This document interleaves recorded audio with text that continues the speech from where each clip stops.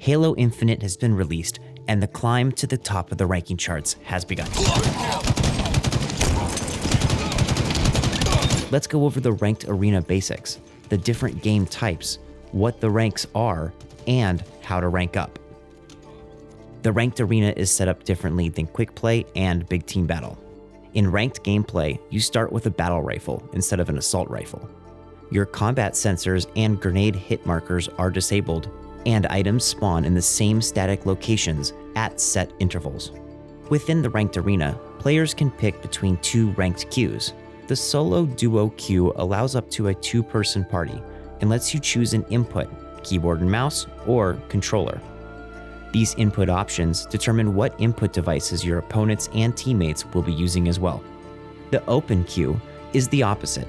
It allows party sizes up to 4, and cross-platform is the only input option, meaning keyboard and mouse will be mixed in with controller players. 343 Industries released an image of the competitive skill rank emblems and nameplates. And what we can tell from this is that there are 31 ranks in total, over 6 different tiers.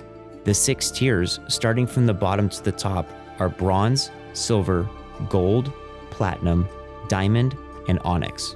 Each of the first 5 tiers has 6 ranks within them, and the 6th tier, onyx, being at the top as a single rank.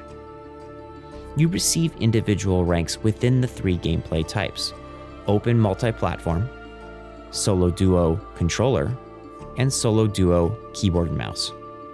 To begin ranking up in each of these 3 gameplay types, you have to complete 10 ranked playlist matches to establish your starting competitive skill rank. Then continue to play ranked matches to improve it. This is what we know so far, and 343 Industries states that they will be releasing a deeper dive into the multiplayer ranking soon.